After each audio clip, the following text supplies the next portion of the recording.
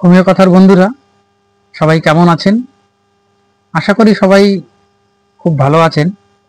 সকল বন্ধুদের সুস্বাস্থ্য কামনা করে আজকে হোমিও কথায় আরেকটি বিষয় নিয়ে হাজির হয়ে গেলাম। আজকে হোমিও কথায় আলোচনা করব হাঁটুর প্রদাহ বা হাঁটুর বাত বা সাইনোভাইটিস।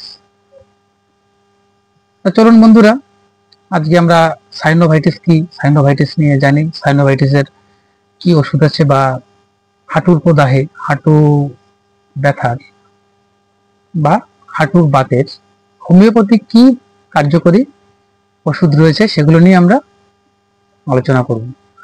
তা আলোচনায় আপনাদের সঙ্গে আমি রয়েছি, আপনাদের বন্ধু হোমিও প্র্যাকটিশনার রজত বিশ্বাস। হাঁটুর বাত বা সাইনোভাইটিস কি, এটা আমরা একটু জানার চেষ্টা করি। হাঁটুর বাত হচ্ছে হাঁটুর যে জয়েন্টটা বা আমাদের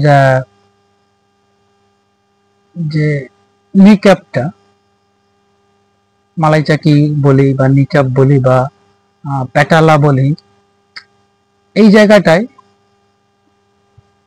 কোনো ধরনের কোনো আঘাত লাগার ফলে, পড়ে গিয়ে আঘাত লাগতে পারে বা অন্য কোনো জায়গা থেকে কোনো অন্য ইসের থেকে আঘাত আসতে পারে, যে কোনো আঘাতের থেকে আঘাত লাগার ফলে যদি এই ব্যথা হতে পারে, ব্যথা থেকে পরবর্তীতে বাত যেটাকে আমরা বলি সেই বাত তৈরি হয়ে যায়।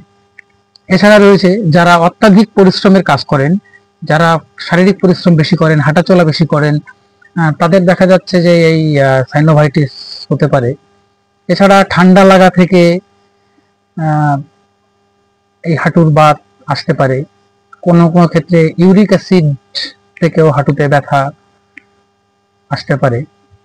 তাছাড়া আরেকটা কারণ রয়েছে যে আমরা যেটাকে মালাই চাকি বা নিক্যাপ প্যাটালা বলি, এটার ডিসপ্লেসমেন্ট মানে স্থানচ্যুতি, ডিসলোকেশন হয়ে যাওয়ার ফলে ব্যথা হতে পারে, এখান থেকেও বাত আসতে পারে।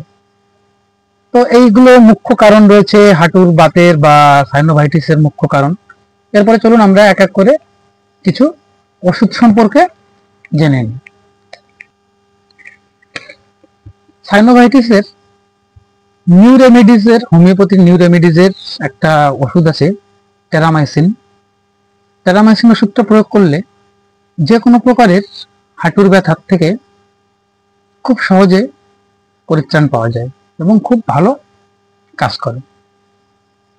বন্ধুরা, এরপরে রয়েছে আরেকটি ওষুধ গোয়াইকাম। গোয়াইকাম ওষুধটা আমরা কোন ক্ষেত্রে প্রয়োগ করব, সে প্রয়োগ ক্ষেত্রটা হচ্ছে হাঁটু ভীষণ ফোলা থাকে, ফুলে থাকে, ব্যথা থাকে, তৎসঙ্গে প্রচন্ড মানে ব্যথা হয় হাঁটু, হাঁটাচলা করলে বা হাঁটু নড়াচড়া করলে অথবা ওঠা বসা করলে, মানে বসা থেকে ওঠা, ওঠা থেকে বসার সময় যে হাঁটু সংকুচিত হচ্ছে বা হাঁটুটার যে জয়েন্টটা সেটা নাড়াচড়া করলে ব্যথা হয়।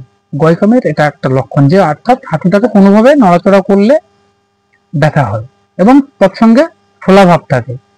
এই ফোলাটার উপরে আপনি যদি কোনো তাপ প্রয়োগ করেন, কোনোভাবে ফোমেন্টেশন হোক বা কোনোভাবে আপনি তাপ প্রয়োগ করছেন বা চাপছেন, চাপলে এবং তাপ প্রয়োগ করলে ব্যথা কিন্তু কমে না, বৃদ্ধি হয়।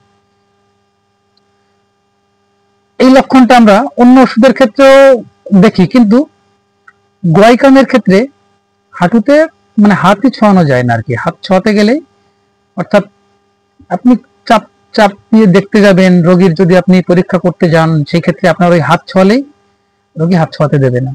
কোনো প্রকারের তাপ প্রয়োগও ব্যথার বৃদ্ধি হয়।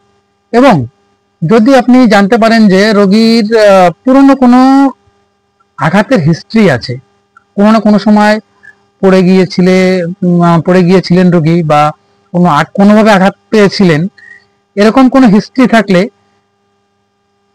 গোয়াইকাম খুব একটা কার্যকরী ওষুধ, সেক্ষেত্রে আমরা গোয়াইকাম প্রয়োগ করব। বন্ধুরা, এরপরে রয়েছে আরেকটি ওষুধ এপিস মেলাফিকা। এপিস মেলাফিকার রোগী সদ্য কেউ হাঁটুতে আঘাত পেয়েছেন বা হাঁটুতে এই বাতটা এসেছে বা হাঁটুর প্রদাহ শুরু হয়েছে, একদম তরুণ, মানে অ্যাকুয়েট ডিজিজের ক্ষেত্রে, অ্যাকুয়েট কেসের ক্ষেত্রে অ্যাপিস মেলাফিকামটা খুব ভালো কাজ করে। তৎসঙ্গে অ্যাপিস মেলাফিকার যে ব্যথার ধরনটা থাকবে যে মনে হচ্ছে যে মৌমাছিতে ফুল ফোটালে, বলতাম মৌমাছিতে ফুল ফোটালে যে ধরনের ব্যথা অনুভব করি আমরা, সেই ধরনের একটা ব্যথা অনুভব করেন রোগী, সেই ধরনের মৌমাছিতে ফুল ফোটানোর মতো একটা ব্যথা অনুভব করেন। এবং সব থেকে বড় একটা লক্ষণ যেটা অ্যাপিস মেলাফিকা আমরা প্রয়োগ করব হাঁটুর ব্যথায়, যে ওই ব্যথা স্থানে ঠান্ডা প্রয়োগ করলে, অর্থাৎ হাঁটুতে ব্যথা অবস্থায় ঠান্ডা প্রয়োগ করলে রোগী আরাম বোধ করছে। এই লক্ষণগুলো থাকলে আমরা সেখানে অ্যাপিস মেলাফিকা প্রয়োগ করব। এরপরে আরেকটি খুব ভালো কার্যকরী ওষুধ রয়েছে, সেই ওষুধটি হচ্ছে অ্যাঙ্গাস্টিউরা ভেরা। অ্যাঙ্গাস্টিউরা ভেরা এক্ষেত্রে রোগীর লক্ষণ থাকতে হবে হাঁটুতে প্রচন্ড টাটানি, মানে চিকুন ব্যথা আর কি, মানে খুব মোটা ব্যথা না, চিনচিনে ব্যথা, টাটানি ব্যথা থাকে, চলতে ফিরতে খুব অসুবিধা হয়, চলাফেরা করতে গেলে অসুবিধা হয়। কখনো কখনো এটা দেখবেন যে রোগী পা টেনে চলছে, মানে চলাফেরা করতে তার এতটাই অসুবিধা, হাঁটু ভাঁজ করলে, মানে আমরা চলাফেরা করার সময় তার হাঁটু ভাঁজ হয়, তো সেই ভাঁজটুকুনো করতে পারছেন না, পা টেনে টেনে হাঁটছেন। এবং হাঁটুর যে গাঁট, যে আমাদের গিঁটটা আছে বা গাঁটটা আছে, গাঁটটা প্রচন্ড শক্ত হয় এবং ফোলা থাকে, ফোলাটা খুব শক্ত হয়। এই লক্ষণ থাকলে অ্যাঙ্গাস্টিউরা ভেরা এই ওষুধটা আমরা প্রয়োগ করলে সুফল পাবো। এরপরে আরেকটি ওষুধ রয়েছে সালফার। সালফারের ক্ষেত্রে হাঁটুতে রস জমে যায়, হাঁটুতে দেখবেন যে মনে হচ্ছে যে ভিতর থেকে কোনো পানি বা জল বা রস জমে আছে, হাঁটুতে ফুলে আছে। কিন্তু একটা আশ্চর্য জিনিস, সেই যে ফোলাটা বা রস জমা জায়গাটা আপনি চাপ দিতে ভয় পাবেন, কিন্তু যত জোরেই চাপ দিন না কেন রোগী কোনো রকম ব্যথা অনুভব করে না। অর্থাৎ হাঁটুতে সমস্যা, চলাফেরায় কষ্ট, কিন্তু যে জায়গাটা ফুলে গেছে বা শক্ত হয়ে গেছে সেই জায়গাটা আপনি চাপ প্রয়োগ করলে বা চাপলে, আপনি খুব জোরেই চাপবেন কিন্তু কোনো প্রকার ব্যথা অনুভব করবেন না রোগী।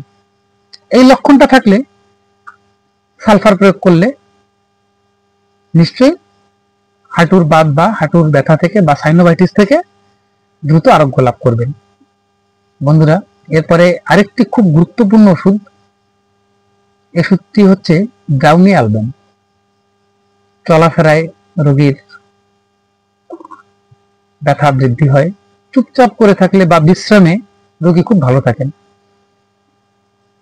যখন বসে থাকেন তখন ভালো থাকেন, বসে উঠে দাঁড়ালে তখন ব্যথা হয়, আবার যদি শুয়ে থাকেন তখন ভালো থাকেন, শোয়া থেকে দাঁড়ালে বা প্রথম হাঁটাচলা করলে, প্রথম না যতদূরই হাঁটবেন ততদূর পর্যন্তই তার ব্যথা বাড়তে থাকবে। অর্থাৎ যতক্ষণ চলাফেরা করছেন ততক্ষণ তার ব্যথা থাকছে, যখন তিনি বিশ্রাম নিচ্ছেন বা বসে আছেন চুপচাপ করে থাকলে ব্যথার উপশম হচ্ছে। এই লক্ষণ থাকলে আর কিছু দেখতে হবে না, আপনি ব্রাউনি অ্যালবাম প্রয়োগ করবেন। হ্যাঁ, তৎসঙ্গে ব্রাউনি অ্যালবামের যে ব্যথাটা কেমন হবে, কেউ মনে হচ্ছে যে ওই জায়গাটায় হাঁটুর ভিতরে আপনাকে সুচ দিয়ে ফোটাচ্ছে, চিনচিনে সুচ দিয়ে ফোটাচ্ছে, মানে তীক্ষ্ণ ব্যথা। ধরুন মানে দুটো তিনটে সুচ নিয়ে আপনাকে কেউ হালকা হালকা ফোটায়, যে ব্যথাটা অনুভব করবেন ঠিক হাঁটুর ভিতরে সেই ধরনের চিনচিনে ব্যথা। মানে আমাদের চলতি ভাষায় এই শিং মাছে বলে যে শিং মাছে কাটা ফোটালে যেমন ব্যথা অনুভব হয়, সেই ধরনের একটা ব্যথা অনুভব করে রোগী।